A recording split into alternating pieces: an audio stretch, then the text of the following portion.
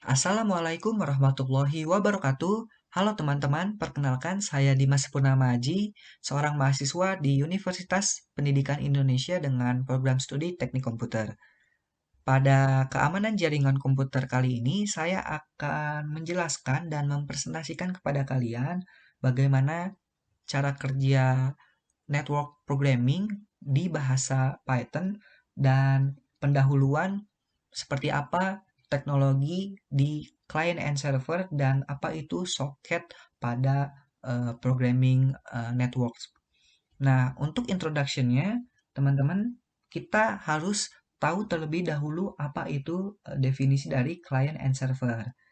Jadi, teman-teman bisa kita lihat di sini client and server adalah model dalam jaringan yang memiliki dua entitas utama, yaitu server dan client nih, teman-teman ya. Jadi, server adalah komputer ya yang memiliki spesifikasi perangkat yang lebih dalam menyediakan layanan atau sumber daya gitu. Bisa kita lihat di sini di Google ya, bentuk dari si server fisik gitu. Biasanya kita sering mengenal istilah server itu dalam khalayak cloud gitu ya atau dalam khalayak virtual. Tetapi di sini teman-teman yang perlu kita ketahui server pun itu memiliki fisikal atau istilahnya sebutannya benda nyata yang ditempatkan di suatu tempat untuk menyimpan pemrosesan data dari sisi requestan si klien seperti itu teman-teman ya. Dapat dilihat di sini, wah banyak banget ya teman-teman dan berbagai macam server gitu ya di dunia. Biasanya server itu didesain menggunakan sistem operasi khusus seperti misalkan di distro Linux ada Debian server gitu ya, ada Ubuntu server, di sistem operasi lainnya di sisi Windows ada Windows server dan package-package namanya pun berbeda teman-teman ya. Jadi di sisi di sisi Microsoft itu kalau misalkan kita butuh pengelolaan web server kita bisa pakai yang namanya IIS ya, atau misalkan kalau di Linux kita bisa menggunakan Service Apache gitu ya, Tomcat, Nginx dan lain sebagainya gitu. Jadi server ini bertugas untuk melayani si requestan dari klien teman-teman ya. Di sisi lain, klien adalah perangkat atau komputer yang mengakses layanan si server tersebut teman-teman ya. Mau itu layanan servernya FTP, mau itu layanan servernya web server gitu ya, atau misalkan layanannya mail server, apapun itu. Jadi inti dari client and server itu, klien adalah suatu perangkat yang ingin melakukan request ke suatu sistem environment di server dan nantinya server akan membalikan dari permintaan si klien tersebut gitu. Bisa kita lihat di sini bagaimana sih topologi jaringan client and server gitu. Kita lihat teman-teman ya di sini. Nah, banyak. Jadi klien itu tidak terpaku pada satu klien saja, teman-teman. Jadi bisa banyak. Di sini bisa ada lebih dari dua di sini ya, atau lebih dari satu gitu. Ada tiga klien gitu ya, ada lima klien, enam klien. Itu tergantung dalam proses komputasi dalam melayani permintaan-permintaan si kliennya. Kalau dalam sisi si server ya. Jadi kita bisa dapatkan, kita bisa apa ya, kita bisa katakan sebuah perangkat itu server kalau perangkatnya itu memiliki spesifikasi-spesifikasi komputasi yang handal gitu, mau itu CPU-nya, hard disk-nya, memorinya, dan lain sebagainya ya teman-teman. Nah, lalu kemudian peran server apa? Jadi seperti yang saya jelaskan, peran server tuh ya adalah menerima permintaan-permintaan dari klien gitu ya untuk mengolah permintaan gitu ya dan juga untuk mengirimkan data yang diminta kembali kepada klien gitu. Dan banyak kasus ya server memiliki peran kunci dalam menjaga integritas dan keamanan data tentunya ya teman-teman. Lalu kemudian peran klien. Nah, kalau misalkan peran klien seperti yang tadi saya jelaskan dikit ya. Jadi klien ini adalah penerima data dari layanan si server ataupun mengirim permintaan ke server. Di sini ada arsitektur client and server gitu ya. Di sini ada middleware penengah. Biasanya ada PHP, pemrograman PHP untuk web servernya. Di sini seperti yang tadi saya jelaskan, server itu ada service Apache di Linux ya, ada IIS di Windows, dan kita ambil database-nya itu bisa MySQL ya, service-nya bebas gitu ya. Dan proses tersebut itu didasari dengan request and response gitu ya. Nah, kita masuk soket terlebih dahulu nih ya teman-teman sebelum kita masuk ke pemrograman jaringan. Jadi soket itu adalah inti dari yang akan kita jelaskan pada video kali ini teman-teman. Jadi soket adalah cara server dan klien berinteraksi dalam jaringan. Soket itu antarmuka atau interface pemrograman yang digunakan oleh server dan klien untuk berkomunikasi satu sama lain, teman-teman ya.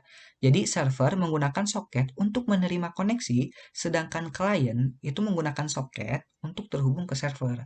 Nah, biasanya soket di sini kita bisa gunakan library-nya di dalam bahasa pemrograman Python ya. Nanti kita akan jelaskan bagaimana penggunaan soket dan bagaimana kita lakukan pemanggilan library-nya di dalam bahasa pemrograman Python. Oke, jadi video berikutnya adalah bagaimana caranya kita melakukan pemrograman jaringan TCP/IP menggunakan soket dalam bahasa pemrograman Python.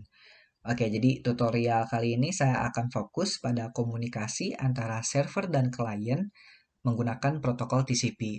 Adapun topologinya adalah sebagai berikut, teman-teman. Jadi di sini saya memiliki sebuah klien berupa main Windows pada laptop ini, pada laptop yang sedang saya record.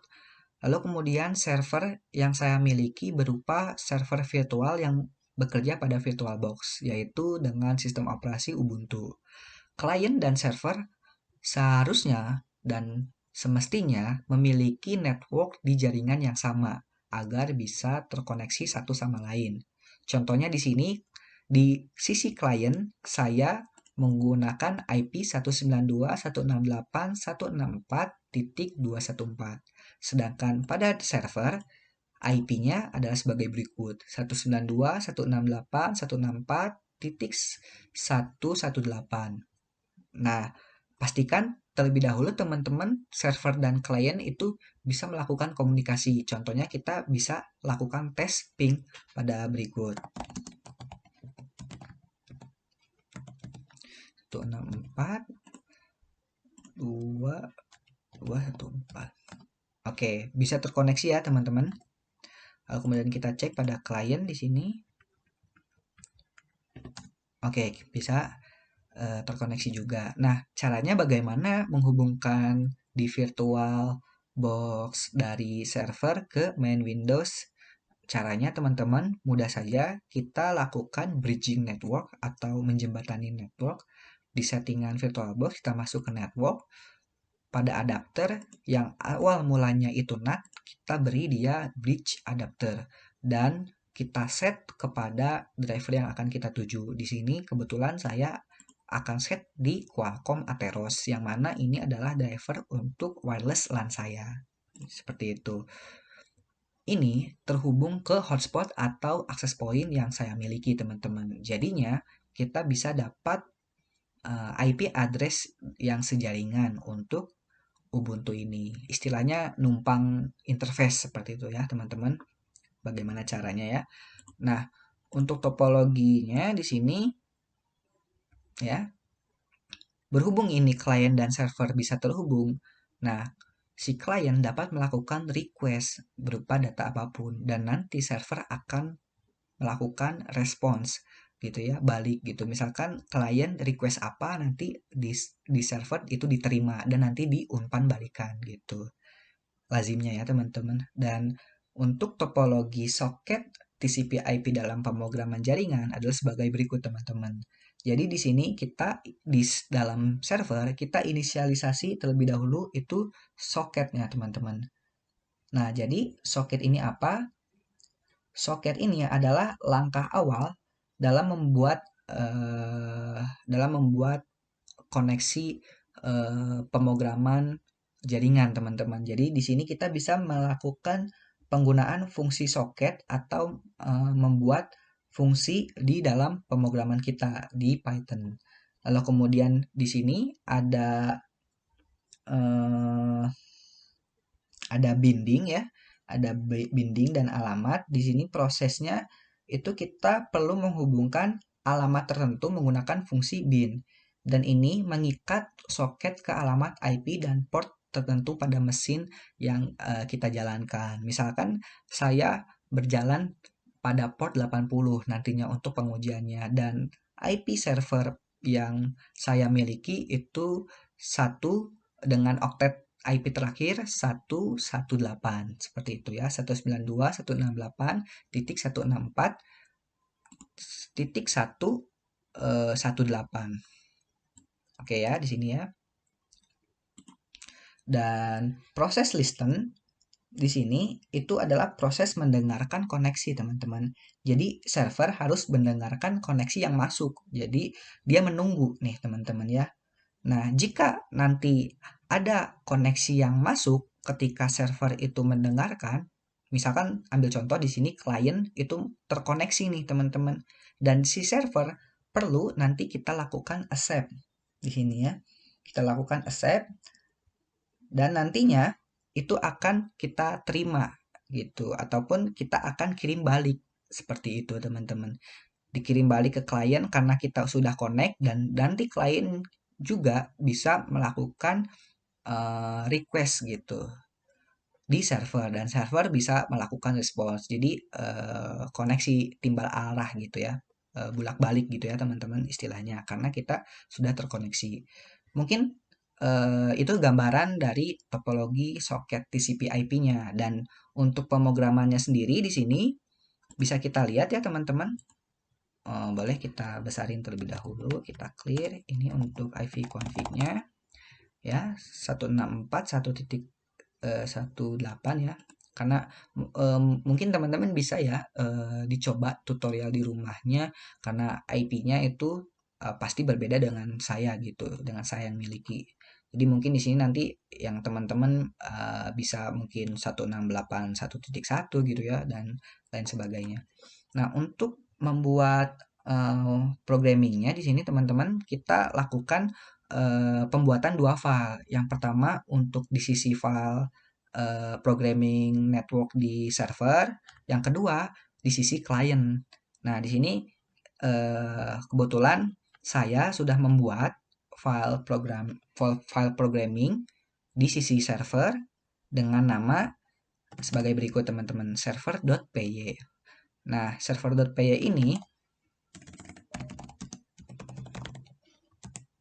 itu isinya sebagai berikut, teman-teman. Jadi kita lakukan import library bernama socket, lalu kemudian kita inisialisasi socket seperti yang saya jelaskan sebelumnya. Jadi kita inisialisasi socket menggunakan fungsi socket yang disediakan, lalu kita tentukan nih teman-teman ya alamat dari si server ini dan port servernya yang akan kita uji coba. Nah, kebetulan di sini IP-nya untuk si server itu 164.1.118 dan portnya itu 80. Bisa dikatakan portnya HTTP ya, teman-teman. Lalu kemudian kita binding alamat servernya. Lalu kemudian kita listening koneksi masuk ya, teman-teman. Kalau misalkan tidak ada, dia ngeprint menunggu koneksi ya terus-menerus. Lalu kemudian terima koneksi dari klien ya jika ada. Lalu kemudian print nih terhubung ke klien address gitu. Nah, kita lakukan perulangan menggunakan while, teman-teman. Jika kondisinya itu benar di dalam while gitu ya. Nah, terima data dari klien, teman-teman. Dan ini adalah proses untuk kirim pesan dan ataupun menerima pesan, teman-teman. Jadi di sini kita menampungkan data ya, data kita bikin dia variabel ya, variabel data. Ini tuh isinya berupa tampungan dari eh, pesan si klien gitu, requestan dari si klien gitu. Oke, jadi kemudian jika sudah kita masuk ke pengkondisian, kita cek terlebih dahulu juga nih teman-teman, penting banget. Jadi jika datanya itu tidak ada, kita lakukan break gitu ya. Namun jika ada, dia lakukan output print pesan dari klien gitu teman-teman ya. Pesan dari klien adalah sebagai berikut. Dan nanti kita bisa balas ke klien juga nih teman-teman. Kita bisa lakukan input gitu berupa respons seperti itu. Lalu yang terakhir kita tutup koneksinya ya menggunakan fungsi di soket. Pastikan teman-teman karena kita melakukan pemrograman Python ya, di sini ada beberapa case sensitif yang perlu kita taati dalam pemrograman. Lalu kemudian kita save, lalu pastikan di sistem operasi kalian juga telah terinstall yang namanya Python ya teman-teman. Jadi kita bisa langsung jalankan seperti itu. Dan kalau di sisi kliennya ya teman-teman, nah saya kebetulan telah membuat file programming network dengan nama client.py gitu, disimpan di dalam dokumen. Di sini kita import dulu soketnya, kita inisialisasi soket kliennya, lalu kemudian kita tentukan alamat server dan port yang akan dihubungi. Kebetulan tadi alamatnya 164.118 dengan port HTTP 80. Kita hubungkan ke server dengan fungsi yang ada di soket gitu. Jadi pemanggilannya sebagai berikut. Jadi kita gunakan yang namanya fungsi connect gitu. Jadi inisialisasi soket yang klien ini, kemudian titik connect, lalu kemudian di dalamnya parameternya yaitu server address. Kita looping menggunakan while ya. Jika kondisinya benar, itu nanti kita kirimkan pesan ke server seperti itu. Sama halnya mirip dengan di server.py gitu ya, file programming di sisi server seperti itu. Di sini data diterima, lalu kemudian balasan dari servernya apa gitu ya. Seperti berikut ya, teman-teman. Bisa kalian pahami dengan lanjut. Kita save, lalu kita jalankan. Nah, sekarang kita masuk ke tahap pengujiannya nih, teman-teman ya. Pengujiannya seperti berikut. Kita buka CMD di dua sistem operasi tersebut, sisi klien dan di sisi server. Nah, kita pertama-tama jalankan dulu di sisi servernya, teman-teman.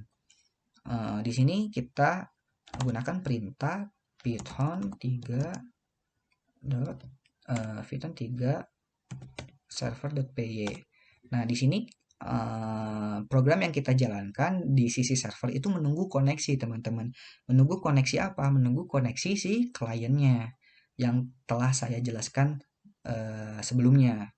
Lalu kemudian kita jalankan di sisi klien ya, di sisi sistem operasi Windows dengan cara py client.py. Nah, telah terhubung nih teman-teman ya. Jadi terhubung ke alamat IP address si klien yaitu 164.214 seperti itu. Jadi kita bisa melakukan yang namanya request and response nih. Misalkan pesan untuk servernya apa? Di sini bisa ketik misalkan halo Dimas gitu ya. Sini enter dan muncul di sini nanti halo Dimas gitu ya, teman-teman. Dan untuk pesan balasannya server bisa melakukan timbal balik nih teman-temannya. Jadi halo juga Dimas gitu. Halo juga Dimas, kita enter, nanti muncul di sini teman-teman ya balasan dari servernya. Balasan dari server halo juga Dimas, dan kita bisa timbal balik komunikasi gitu ya teman-teman. Nah, itu adalah kelebihan dari si komunikasi client and server gitu pada implementasinya di network programming. Seperti itu teman-teman. Oke, sekian dari video yang saya jelaskan. Mohon maaf apabila ada salah tutur kata. Wassalamualaikum warahmatullahi wabarakatuh.